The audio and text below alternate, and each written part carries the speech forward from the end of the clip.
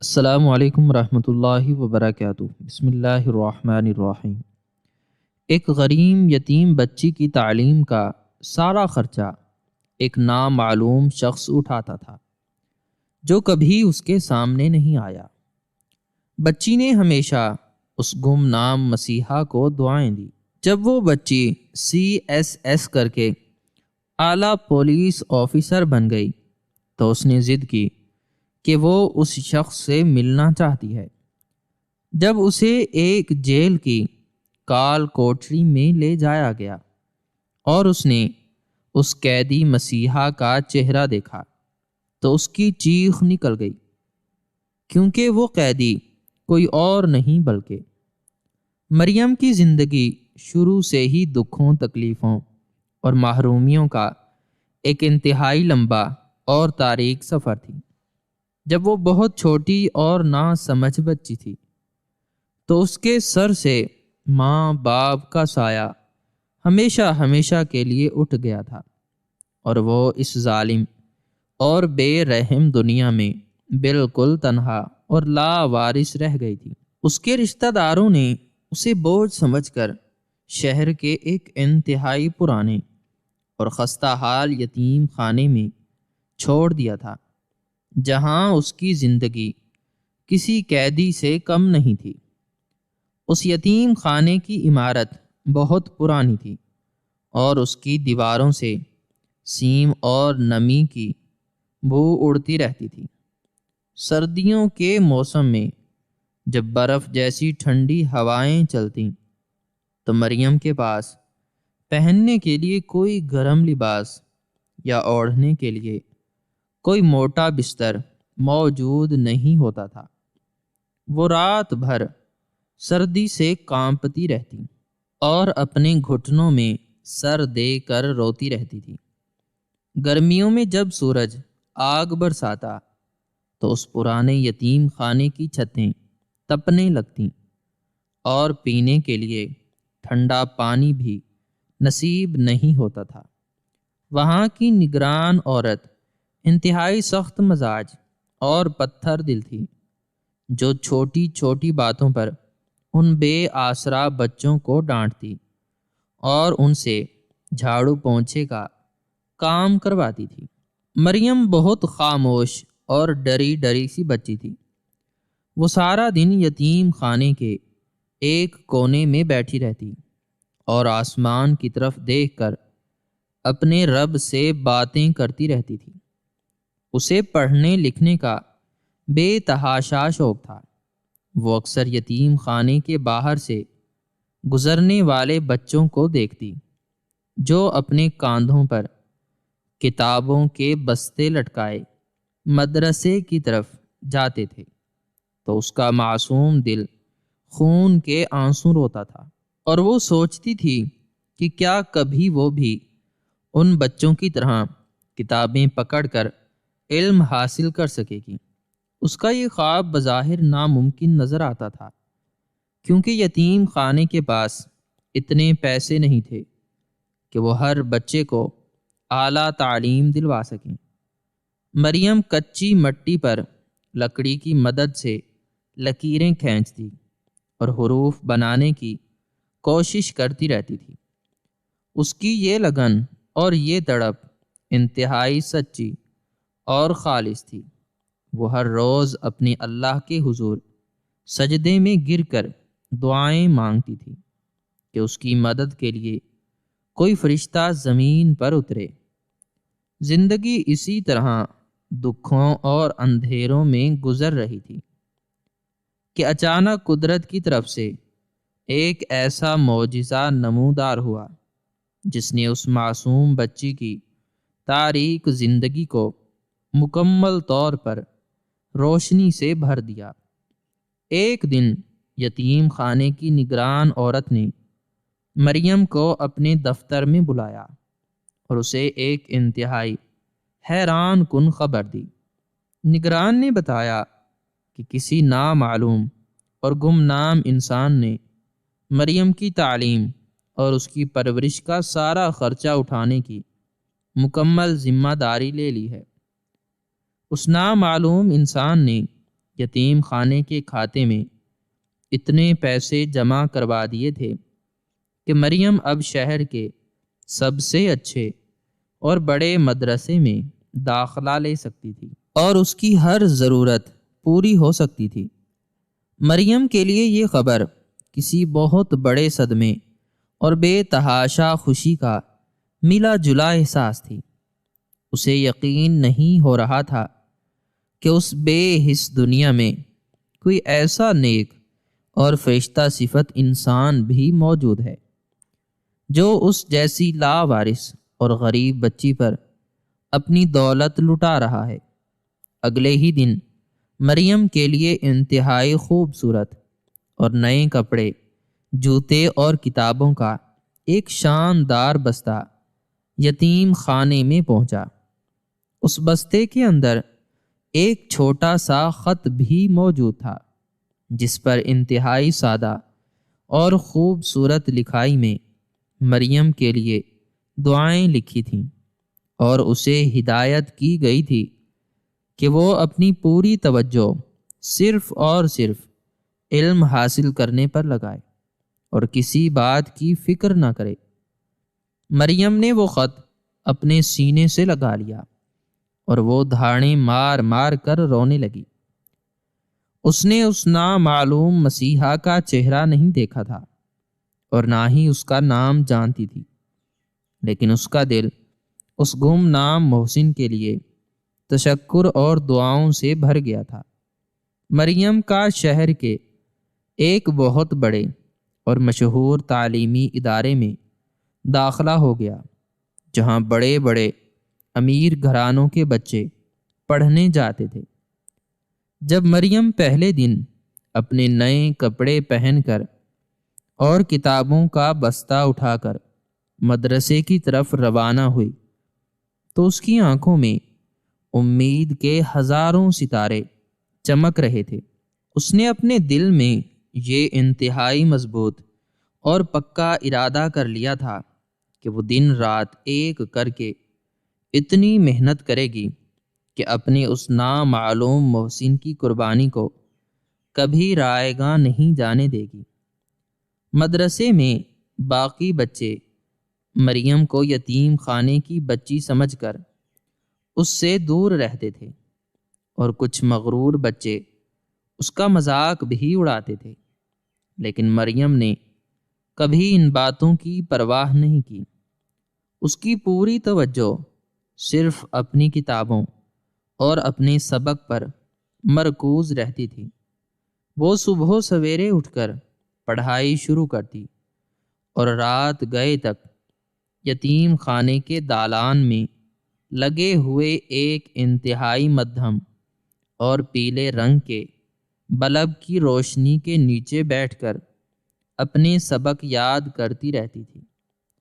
سردیوں کی یخ بستہ راتوں میں جب اس کی انگلیاں سردی سے سن ہو جاتیں تو وہ انہیں رگڑ کر گرم کرتی اور دوبارہ قلم پکڑ لیتی۔ ہر مہینے کی پہلی تاریخ کو یتیم خانے میں اس نامعلوم شخص کی طرف سے ایک لفافہ موصول ہوتا تھا جس میں مریم کی فیس، اس کی کتابوں کا خرچہ اور اس کی جیب خرچ کے لیے پیسے موجود ہوتے تھے، اور ہر لفافے کے ساتھ ایک چھوٹی سی پرچی ہوتی تھی جس پر مریم کی ہمت بڑھانے کے لیے کوئی نہ کوئی اچھی بات لکھی ہوتی تھی۔ مریم ان تمام پرچیوں کو ایک چھوٹے سے ڈبے میں انتہائی حفاظت کے ساتھ جمع کرتی رہتی تھی۔ وہ ہر نماز کے بعد اپنے رب کے سامنے ہاتھ پھیلا کر اس گمنام مسیحا کی لمبی عمر، اس کی صحت اور اس کی خوشحالی کے لیے رو رو کر دعائیں مانگتی تھی۔ وقت انتہائی تیزی کے ساتھ گزرتا رہا۔ مریم نے اپنی محنت اور اپنی سچی لگن سے مدرسے کے ہر امتحان میں اول درجہ، اول پوزیشن حاصل کی۔ اس کی ذہانت اور اس کی قابلیت کو دیکھ کر اساتذہ بھی حیران رہ جاتے تھے۔ اس نے اپنے شہر میں سب سے زیادہ نمبر لے کر ابتدائی تعلیم مکمل کر لی۔ اس شاندار کامیابی پر اس کے نامعلوم محسن کی طرف سے اسے ایک انتہائی خوبصورت قلم انعام کے طور پر موصول ہوا، جسے دیکھ کر مریم کی خوشی کی کوئی انتہا نہ رہی۔ اس نے وہ قلم چوم کر اپنی آنکھوں سے لگایا اور قسم کھائی کہ وہ اسی قلم سے اپنی تقدیر کا اگلا اور سب سے شاندار باب لکھے گی۔ اب مریم مدرسے سے نکل کر ایک بہت بڑے کالج میں پہنچ چکی تھی، جہاں تعلیم اور بھی زیادہ مشکل اور کٹھن تھی، لیکن اس گمنام شخص کا سہارا اور اس کی مالی مدد مسلسل جاری تھی۔ مریم کالج جانے کے لیے پیدل لمبا سفر طے کرتی تھی۔ راستے میں دھوپ اور بارش کی شدت اسے تھکا دیتی تھی، لیکن جب بھی وہ تھک کر رکنے لگتی تو اسے اپنے اس محسن کا خیال دماغ میں نمودار ہوتا جو اس پر اپنا سب کچھ لٹا رہا تھا۔ وہ دوبارہ ہمت جمع کرتی اور اپنے قدم آگے بڑھا دیتی۔ کالج کے دور میں اسے کئی بار کتابیں خریدنے کے لیے بازار جانا پڑتا، تو وہ ہمیشہ سستی اور پرانی کتابوں کی دکانوں سے اپنی ضرورت پوری کرتی تاکہ اس نامعلوم انسان کے پیسے بچا سکے۔ وہ انتہائی سادہ زندگی گزارتی تھی۔ اس نے کبھی کوئی فضول خرچی نہیں کی اور نہ ہی کسی مہنگی چیز کی فرمائش کی۔ اس کے دل میں بس ایک ہی تڑپ تھی کہ وہ جلد از جلد پڑھ لکھ کر ایک بہت بڑی اور طاقتور آفیسر بنے، تاکہ وہ غریبوں، مظلوموں اور بے بس لوگوں کی مدد کر سکے اور انہیں وہ انصاف دلا سکے جو اس ظالم معاشرے میں غریبوں کو نہیں ملتا۔ کالج کی تعلیم بھی انتہائی شاندار طریقے سے مکمل کرنے کے بعد مریم نے شہر کی سب سے بڑی درسگاہ یعنی یونیورسٹی میں داخلہ لے لیا۔ اب وہ ایک انتہائی باشعور، سمجھدار اور محنتی نوجوان لڑکی بن چکی تھی، جس کے چہرے پر علم کا نور اور ایک عجیب سا وقار جھلکتا تھا۔ یونیورسٹی میں اس نے قانون اور انصاف کے مضامین چنے، کیونکہ اس کا خواب ملک کا سب سے بڑا سرکاری امتحان پاس کرنا تھا، جسے لوگ انتہائی کٹھن اور ناممکن سمجھتے ہیں۔ اس امتحان کو پاس کرنے والا انسان محکمے کا اعلیٰ ترین آفیسر بن جاتا ہے اور اس کے پاس بے تحاشا طاقت اور اختیارات ہوتے ہیں۔ مریم جانتی تھی کہ اس امتحان کی تیاری کے لیے دن رات کا سکون اور نیند قربان کرنی پڑتی ہے۔ اس نامعلوم انسان کی طرف سے مریم کے لیے ڈھیروں موٹی موٹی کتابیں اور تیاری کا سارا سامان پہنچنا شروع ہو گیا۔ مریم نے اپنے آپ کو یونیورسٹی کے کتب خانے اور اپنے چھوٹے سے کمرے میں قید کر لیا۔ وہ مسلسل کئی گھنٹے ایک ہی جگہ پر بیٹھ کر مطالعہ کرتی رہتی۔ اس کی آنکھیں کتابوں کے باریک حروف پڑھ کر تھک جاتی۔ اس کے سر میں شدید درد ہونے لگتا، لیکن وہ درد کی پرواہ کیے بغیر صرف پانی کا گھونٹ پیتی اور دوبارہ پڑھائی میں غرق ہو جاتی۔ وہ راتوں کو جاگنے کے لیے اپنی آنکھوں پر ٹھنڈے پانی کے چھینٹے مارتی، اور جب نیند کا غلبہ بہت زیادہ ہو جاتا تو وہ فرش پر بغیر کسی بستر کے لیٹ جاتی تاکہ اسے گہری نیند تنگ نہ کرے۔ اس کا ہر دن اور ہر رات صرف ایک ہی مقصد کے گرد گھومتی تھی کہ اسے اپنے اس گمنام فرشتے کا نام روشن کرنا ہے اور اسے بتانا ہے کہ اس کی محنت رائیگاں نہیں گئی، تیاری کا یہ مشکل ترین دور 2 سال تک محیط رہا، اور پھر آخر کار وہ دن بھی نمودار ہوا جب پورے ملک میں اس سب سے بڑے امتحان کا انعقاد ہوا۔ مریم پورے اعتماد اور اپنے رب پر سچے یقین کے ساتھ امتحان گاہ میں داخل ہوئی۔ اس نے ہر پرچے کو انتہائی شاندار طریقے سے حل کیا، اور جب وہ آخری امتحان دے کر باہر نکلی تو اس کے دل میں ایک عجیب سا سکون اور اطمینان تھا۔ اب اسے صرف نتیجے کا انتظار تھا۔ یہ انتظار کے مہینے انتہائی طویل اور بے چینی سے بھرے ہوئے تھے۔ مریم ہر روز اللہ کے حضور گڑ گڑا کر دعائیں مانگتی، اور اسی دوران اس کا وہ گمنام محسن اسے ہر ہفتے خط بھیج کر تسلی دیتا کہ اللہ محنت کرنے والوں کا ساتھ کبھی نہیں چھوڑتا۔ بالآخر وہ خوش نصیب اور سنہرا دن پہنچ گیا جس نے مریم کی پوری زندگی کی کایا پلٹ کر رکھ دی۔ ملک کے سب سے بڑے سرکاری امتحان کا نتیجہ اخبارات اور ہر جگہ شائع ہو گیا۔ جب مریم نے اس فہرست میں اپنا نام تلاش کیا تو اس کے دل کی دھڑکنیں رکنے لگیں۔ اس کا نام اس فہرست میں سب سے اوپر اور پہلے نمبر پر موجود تھا۔ اس نے پورے ملک میں اول پوزیشن حاصل کر کے ایک ایسی تاریخ رقم کر دی تھی جس کی مثال ملنا انتہائی مشکل تھی۔ وہ خوشی اور صدمے کے مارے سجدے میں گر پڑی، اور اس کی آنکھوں سے شکر کے آنسوؤں کا ایک سیلاب بہہ نکلا۔ یتیم خانے کی ایک غریب اور لاوارث بچی آج اس ملک کی سب سے بڑی اور طاقتور پولیس آفیسر بن چکی تھی۔ اس کی اس ہولناک کامیابی پر پورے شہر میں جشن کا سماں تھا۔ اخبارات میں اس کی تصویریں چھپ گئیں، اور بڑے بڑے لوگ اسے مبارکباد دینے کے لیے پہنچنا شروع ہو گئے۔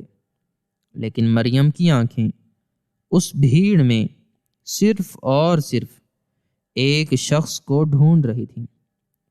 وہ چاہتی تھی کہ اس کا وہ نامعلوم مسیحا جس نے اسے اس مقام تک پہنچایا ہے وہ اس کے سامنے ہو، اور مریم اس کے قدموں میں گر کر اس کا شکریہ ادا کر سکے۔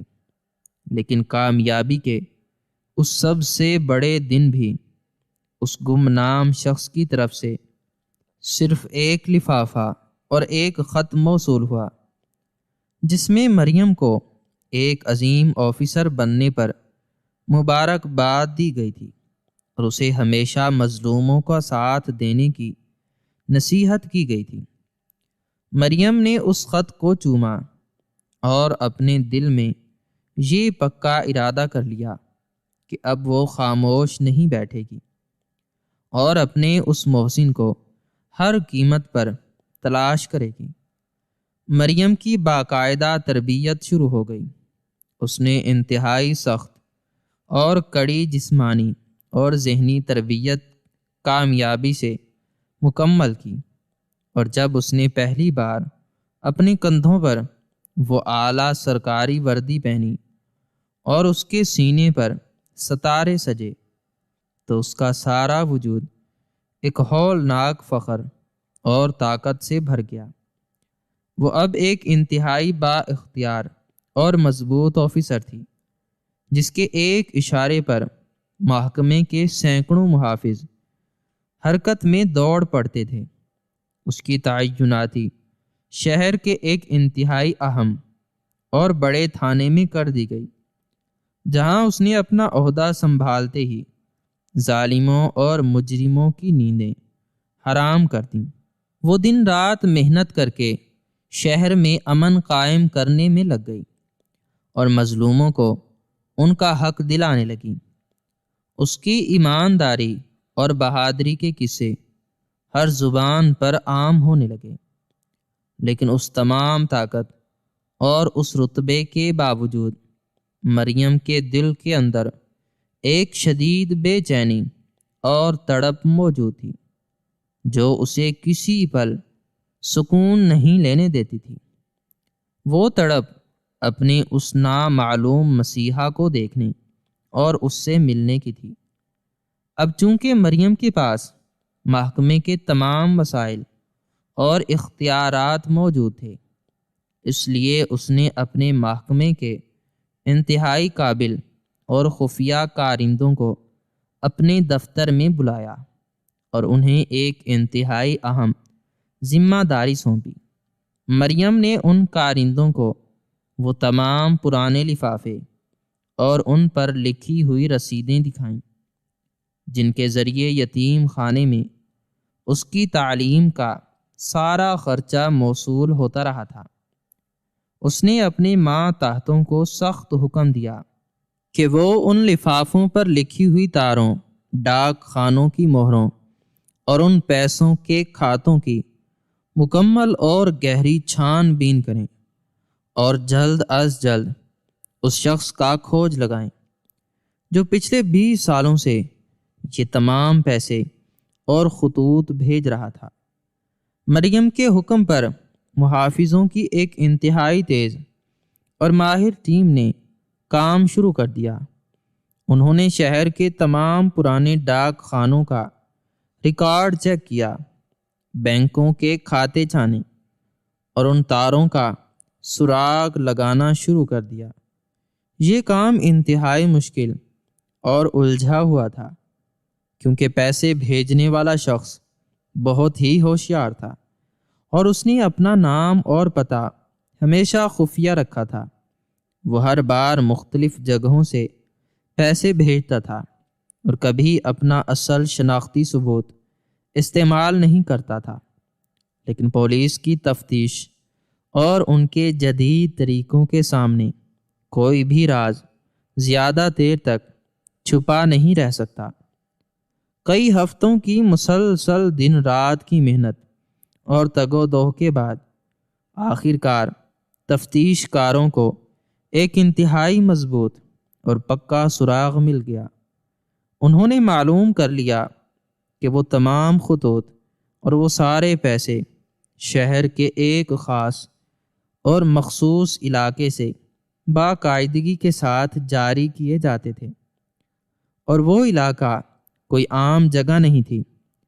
مریم کے ایک انتہائی قابل اور ماتحت آفیسر نے مریم کے دفتر میں داخل ہو کر اسے سلام کیا اور ایک سرخ رنگ کی انتہائی اہم فائل اس کی میز پر رکھ دی۔ اس آفیسر نے انتہائی سنجیدہ اور حیران کن لہجے میں مریم کو بتایا کہ محترمہ، ہم نے اس گمنام شخص کا مکمل پتہ اور اس کی جگہ ڈھونڈ نکالی ہے، لیکن یہ حقیقت انتہائی عجیب اور ناقابل یقین ہے۔ وہ تمام پیسے اور وہ سارے خطوط شہر کی اس انتہائی خطرناک اور سب سے بڑی جیل کی سلاخوں کے پیچھے سے بھیجے جاتے رہے ہیں، اور وہ نامعلوم انسان کوئی اور نہیں بلکہ اس کڑی اور تاریک جیل کا ایک قیدی ہے جو پچھلے کئی سالوں سے وہاں قید کی سزا کاٹ رہا ہے۔ یہ سنتے ہی مریم کے پیروں تلے سے وہ پکی زمین کھسک گئی اور اس کا منہ حیرت اور ایک شدید صدمے کی وجہ سے پورا کا پورا کھلا رہ گیا۔ اس کا دماغ اس سچائی کو قبول کرنے سے مکمل طور پر انکاری تھا کہ جس مسیحا کو وہ ایک فرشتہ اور ایک عظیم ولی اللہ سمجھتی تھی، وہ دراصل ایک خطرناک مجرم اور قیدی ہو سکتا ہے۔ اس کے دل میں تجسس، حیرانی اور بے چینی کا ایک ہولناک طوفان برپا ہو گیا۔ اس نے اپنے ماتحت آفیسر کو فوراً حکم دیا کہ اس جیل کے سب سے بڑے نگران آفیسر کو میرا پیغام پہنچاؤ کہ میں ابھی اسی وقت اس قیدی سے ملنے کے لیے وہاں پہنچ رہی ہوں۔ ماتحت آفیسر نے مریم کو سمجھانے کی کوشش کی کہ محترمہ، وہ ایک انتہائی خطرناک مجرموں والی جیل ہے اور وہاں آپ کا جانا مناسب نہیں ہے۔ ہم اس قیدی کو آپ کے دفتر میں بلا لیتے ہیں۔ لیکن مریم نے انتہائی غصے اور جذبات میں اپنی میز پر زور سے ہاتھ مارا اور بولی کہ نہیں، وہ میرا محسن ہے، اس نے میری زندگی بنائی ہے، میں خود چل کر اس کے پاس جاؤں گی اور اسی کوٹری میں اس کا شکریہ ادا کروں گی۔ مریم اپنی کرسی سے اٹھی اور تیزی سے باہر نکل کر اپنی سرکاری سواری میں بیٹھ گئی۔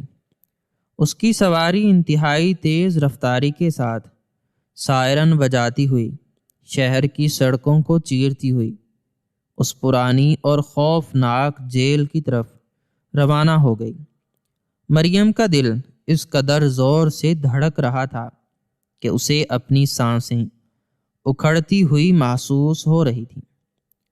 وہ اس پورے راستے یہی سوچتی رہی کہ آخر وہ انسان کون ہے اور وہ کس جرم میں قید ہے، اور اس نے کیوں اپنا سارا مال ایک یتیم بچی پر لوٹا دیا۔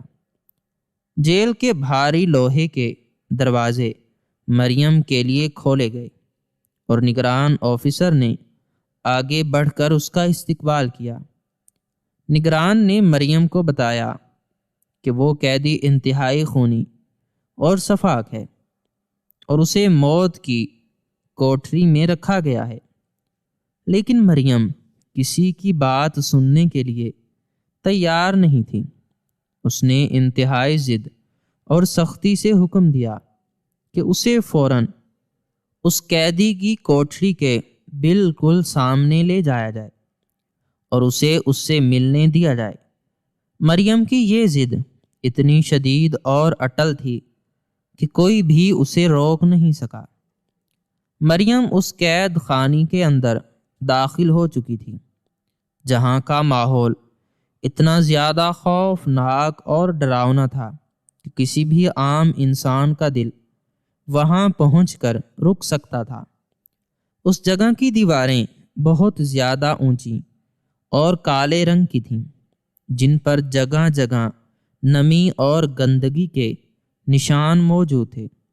پورے قید خانے میں ایک انتہائی عجیب اور دم گھونٹنے والی بو پھیلی ہوئی تھی، اور ہر طرف ایک ایسا موت جیسا سناٹا چھایا ہوا تھا جس میں صرف پہرے داروں کے بھاری جوتوں کی آوازیں اور قیدیوں کے پیروں میں بندھی ہوئی لوہے کی موٹی زنجیروں کے بجنے کی آوازیں سنائی دیتی تھیں۔ مریم نے اپنی وہ انتہائی شاندار اور طاقتور سرکاری وردی پہنی ہوئی تھی جس کے کندھوں پر اس کی کامیابی اور اس کی محنت کے ستارے چمک رہے تھے۔ لیکن اس وقت اس کے دل میں کوئی غرور یا کوئی طاقت کا احساس ذرا برابر بھی موجود نہیں تھا، بلکہ اس کا دل ایک انتہائی شدید بے چینی اور تجسس کی وجہ سے بہت زور زور سے دھڑک رہا تھا۔ قید خانے کا سب سے بڑا نگران آفیسر مریم کے بالکل آگے آگے چل رہا تھا، اور وہ اسے اس مخصوص اور سب سے زیادہ خطرناک حصے کی طرف لے جا رہا تھا، جہاں صرف ان درندوں اور خونی مجرموں کو بند کیا جاتا تھا جنہیں عدالت کی طرف سے موت کی سزا سنائی جا چکی ہوتی۔ مریم کے قدم بہت زیادہ بوجھل محسوس ہو رہے تھے، لیکن اس کے اندر کی وہ سچی تڑپ اور وہ ضد اسے مسلسل آگے کی طرف دھکیل رہی تھی۔ وہ اس پورے راستے اپنے دل میں ہزاروں قسم کے خیالات سوچ رہی تھی، اور اس کا دماغ بار بار اسی ایک سوال پر اٹکا ہوا تھا کہ آخر وہ فرشتہ صفت اور نیک دل انسان کیسا دکھتا ہوگا جس نے اس جیسی غریب لاوارث اور یتیم بچی کی زندگی سنوارنے کے لیے اپنی ساری دولت اور اپنا سارا مال خرچ کر دیا تھا۔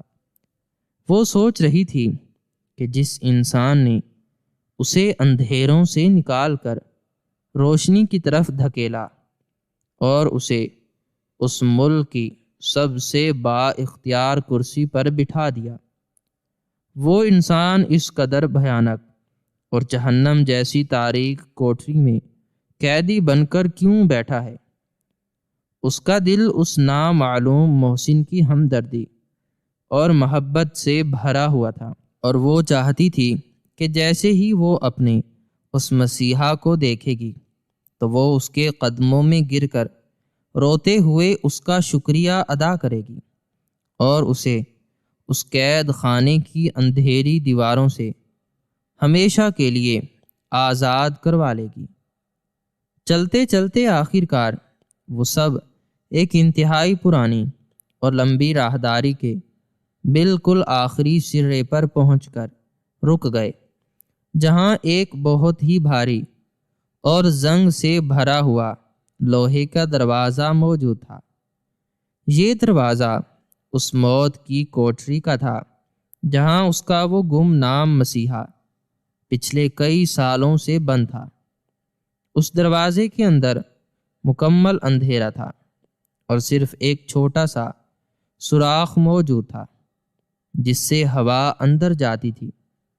نگران آفیسر نے انتہائی ادب کے ساتھ مریم کی طرف دیکھا اور کہا کہ محترمہ، یہ وہی کوٹری ہے جس کی آپ کو تلاش تھی، لیکن میں آپ کو ایک بار پھر یہ بات بتانا چاہتا ہوں کہ اس کوٹری کے اندر موجود قیدی کوئی عام انسان نہیں ہے، بلکہ وہ اس شہر کا سب سے بڑا اور انتہائی بے رحم مجرم ہے، جس پر بہت سے سنگین جرائم ثابت ہو چکے ہیں اور وہ کسی بھی وقت سولی پر چڑھایا جا سکتا ہے، اس لیے آپ اس سے دور رہیں۔ مریم نے نگران آفیسر کی اس بات پر کوئی توجہ ذرا برابر بھی نہیں دی اور اس نے انتہائی سخت اور رعب کے ساتھ حکم دیا کہ تم ابھی اسی وقت اس دروازے کا تالا کھولو اور مجھے اس شخص سے ملنے دو۔ نگران آفیسر نے اپنے ہاتھ میں پکڑے ہوئے چابیوں کے بڑے سے گچھے میں سے ایک پرانی اور بڑی چابی نکالی اور اس بھاری دروازے کے تالے کے اندر ڈال کر اسے پوری طاقت کے ساتھ گھمایا۔ تالا کھلنے کی وہ کرخت اور تیز آواز اس پوری خاموش راہداری میں انتہائی زور سے گونج اٹھی، اور پھر نگران آفیسر نے اس بھاری دروازے کو پیچھے کی طرف دھکیلا۔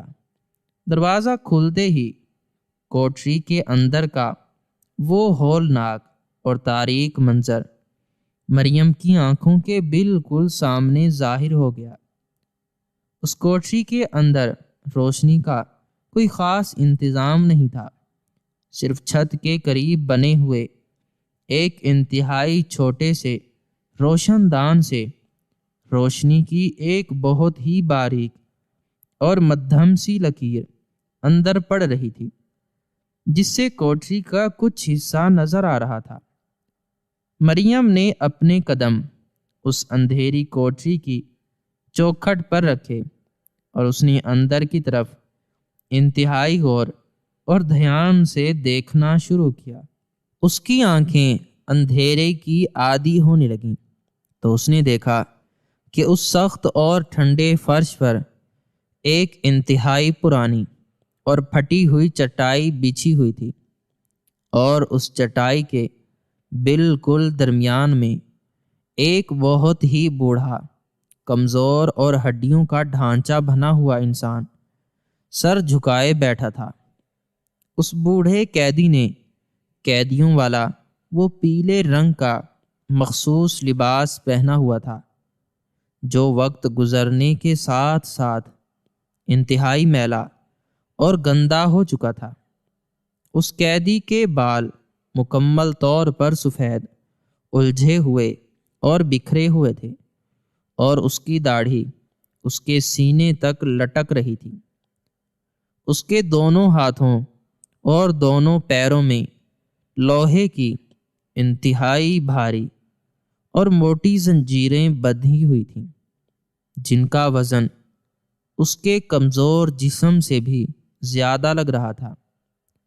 وہ شخص بالکل بے حس و حرکت مٹی کے فرش کی طرف دیکھ رہا تھا، جیسے اس کے اندر زندگی کی کوئی رمق باقی نہ بچی ہو۔ مریم کی آنکھیں اس بوڑھے اور کمزور انسان کی یہ ہولناک اور دردناک حالت دیکھ کر گرم آنسوؤں سے بھر گئیں۔ اس کا دل شدت جذبات سے پھٹنے لگا، اور اس کا وہ سارا سرکاری غرور اور اس کی وہ طاقت ایک ہی لمحے میں اس کوٹری کی دہلیز پر پگھل کر ختم ہو گئی۔ اسے اس انسان پر بے تحاشا ترس محسوس ہو رہا تھا جس نے اس کے لیے اتنی بڑی قربانی دی تھی۔ مریم کے قدم کانپ رہے تھے، اور اس نے انتہائی لرزتی ہوئی اور روتی ہوئی آواز میں اس قیدی کو پکارا اور کہا کہ میرے عظیم مسیحا، اے میرے گمنام فرشتے، میں آخر کار آپ تک پہنچ گئی ہوں۔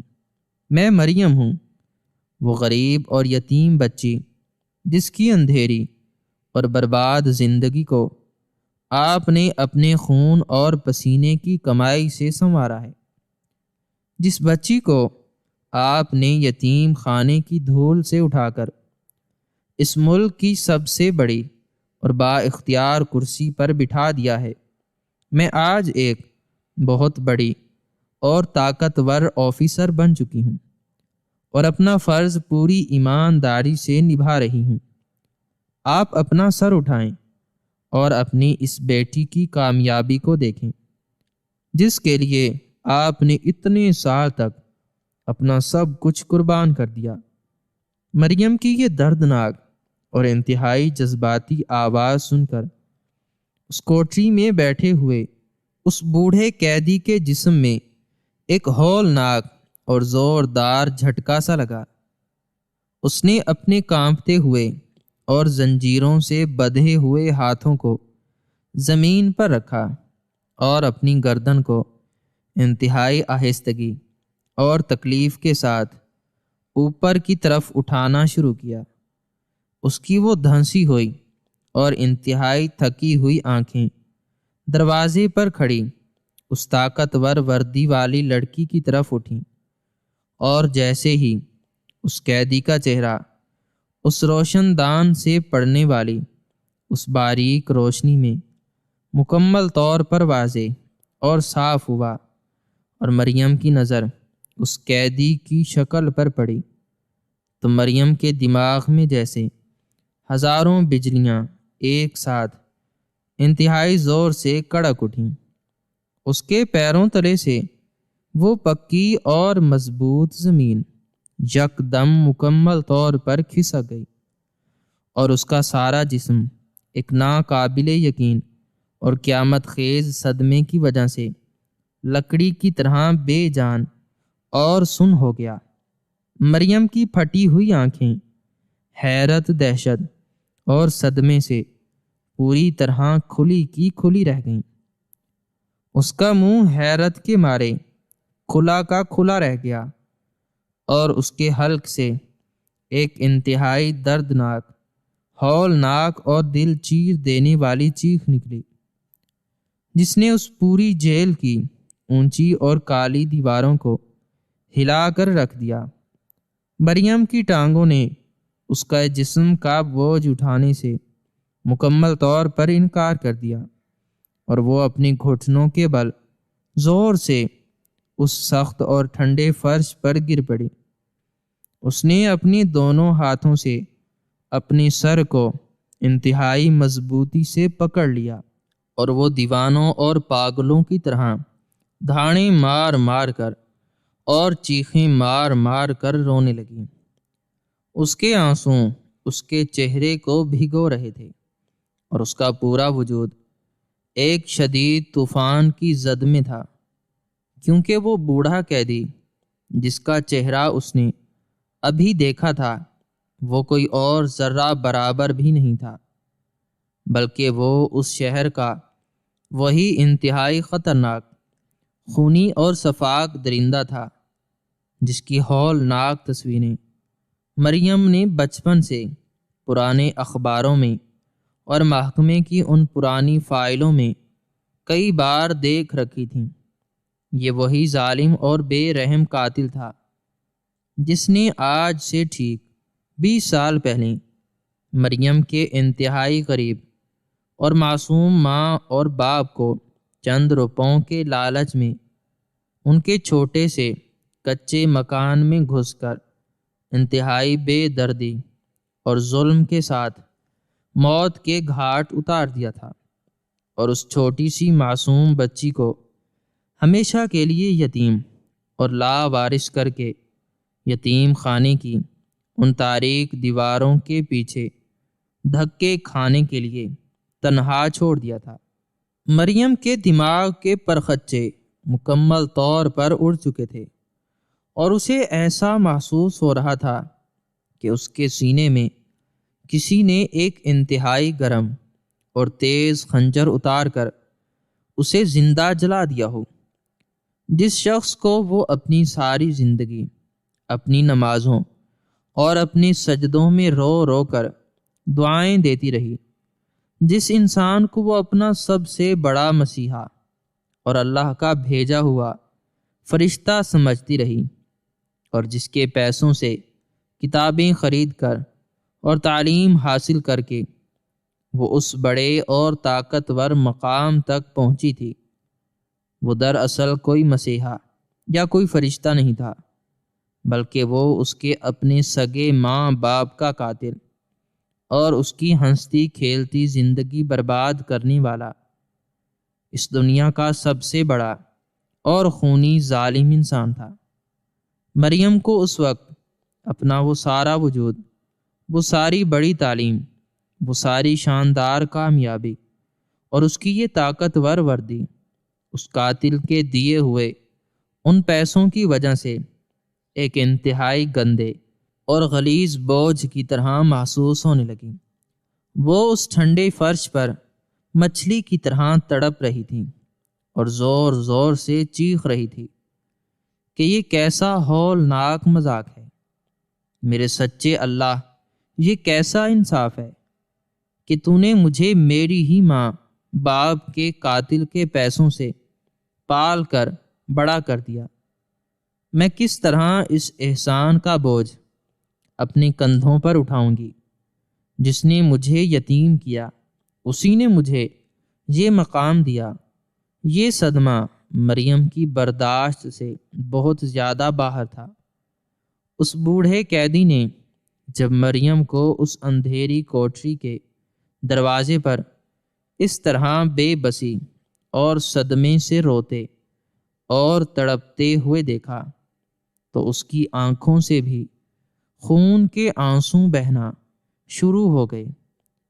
اس نے اپنے زنجیروں سے بندھے ہوئے ہاتھ انتہائی مجبوری اور بے بسی کے ساتھ آگے کی طرف جوڑے اور اپنی اس سسکتی ہوئی اور کانپتی ہوئی آواز میں مریم سے مخاطب ہو کر بولنا شروع کیا کہ میری معصوم بچی، مجھے اس بات کا پورا علم تھا کہ جب بھی تجھے اس ہولناک اور بھیانک سچائی کا پتہ چلے گا تو تیری روح مکمل طور پر چھلنی ہو جائے گی اور تو مجھ سے شدید نفرت کرے گی۔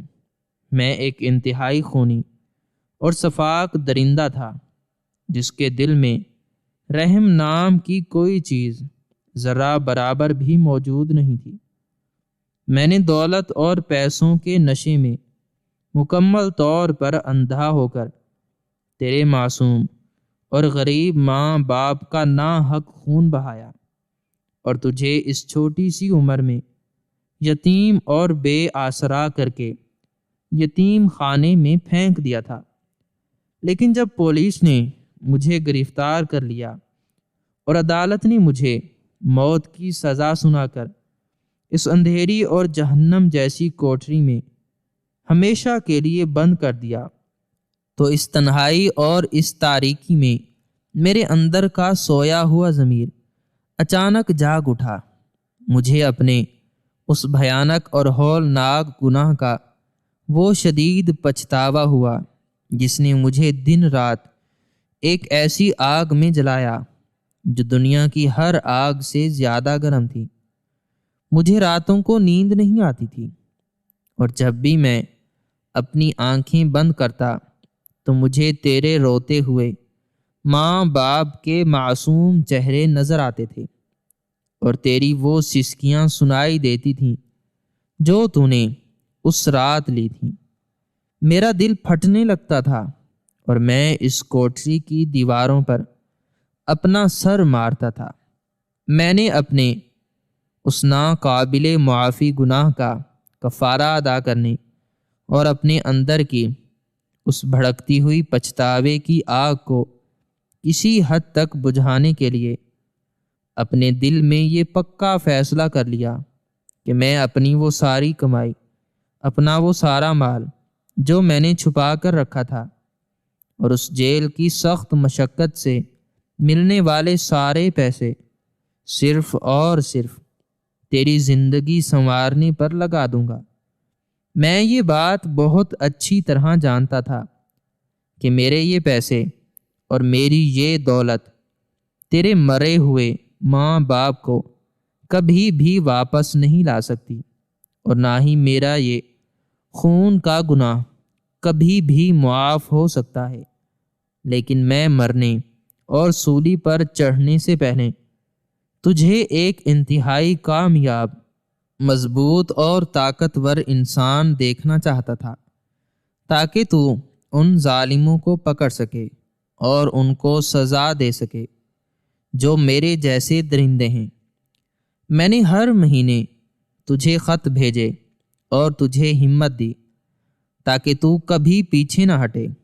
میری بیٹی، مجھے معلوم ہے کہ میں تیری نفرت اور تیری بد دعا کا حقدار ہوں، لیکن مجھے اس سولی پر چڑھنے سے پہلے صرف ایک بار دل سے معاف کر دے، تاکہ میری اس گناہ گار روح کو جہنم کے عذاب سے تھوڑی سی آزادی مل سکے۔ مریم یہ ساری تکلیف دہ باتیں سن کر اور بھی زیادہ تڑپنے لگی۔ اس کے اندر ایک انتہائی عجیب اور دردناک کشمکش برپا ہو چکی تھی۔ ایک طرف اس کے معصوم ماں باپ کا وہ گرا ہوا خون اسے پکار رہا تھا، اور اس کی وہ یتیمی اور یتیم خانے میں گزاری ہوئی وہ تمام تاریک راتیں اسے اس قاتل سے انتقام لینے پر اکسا رہی تھیں، اور دوسری طرف اس قاتل کی وہ 20 سالہ مسلسل قربانی، اس کے بھیجے ہوئے وہ پیسے، وہ کتابیں، اور اس کا وہ گہرا اور سچا پچھتاوا تھا جس نے مریم کو یتیم خانے کی اس دھول اور غربت سے نکال کر اس ملک کے سب سے بڑے اور طاقتور عہدے تک پہنچا دیا تھا۔ مریم کے لیے یہ فیصلہ کرنا اس دنیا کا سب سے کٹھن، ہولناک اور مشکل کام تھا کہ وہ اپنے ماں باپ کے قاتل کو سزا دے یا اپنے اس محسن کو معاف کر دے۔ وہ روتی ہوئی اور اپنے آنسو صاف کرتی ہوئی اس اندھیری کوٹری سے باہر نکلی۔ اس نے اس قیدی کو کوئی جواب نہیں دیا، اور وہ جیل کی ان لمبی اور تاریک راہداریوں میں چلتی ہوئی باہر کی طرف جانے لگی۔ اس کا دماغ مکمل طور پر معوف ہو چکا تھا، اور اسے سمجھ نہیں آ رہا تھا کہ وہ کیا کرے۔ اس نے جیل کے باہر نکل کر آسمان کی طرف دیکھا، اور اس نے فرش پر بیٹھ کر اپنے رب کے سامنے ہاتھ پھیلا دیے اور اس سے مدد مانگنے لگی کہ یا اللہ، مجھے سیدھا راستہ دکھا اور میرے اس درد کو کم کر دے۔ کیونکہ یہ بوجھ میں اکیلی برداشت نہیں کر سکتی۔ یہ کہانی ہمیں ایک انتہائی بڑا اور سچا سبق دیتی ہے کہ انسان کے گناہ چاہے کتنے ہی بڑے اور کتنے ہی بھیانک کیوں نہ ہوں، لیکن اگر اس کے دل میں سچا پچھتاوا اور سچی توبہ پیدا ہو جائے تو پچھتاوے کے وہ آنسو اسے مکمل طور پر بدلنے پر مجبور کر دیتے ہیں۔ اور قدرت کا یہ نظام انتہائی پر اسرار اور عجیب ہے۔ وہ اسی ظالم انسان کے ہاتھوں ایک مظلوم کی قسمت کو اس قدر شاندار طریقے سے بدل سکتا ہے جو کبھی اس مظلوم کی بربادی اور اس کی تباہی کا سب سے بڑا سبب بنا تھا۔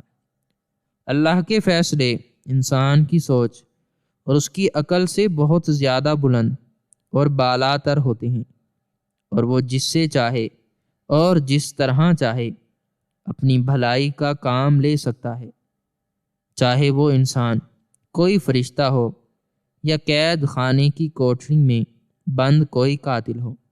ناظرین، ہماری آج کی یہ سٹوری آپ کو کیسی لگی؟ کمنٹ سیکشن میں اپنی رائے کا اظہار ضرور کریں، اور مزید اس طرح کی سبق آموز کہانیاں سننے کے لیے ہمارے چینل کو ضرور سبسکرائب کریں۔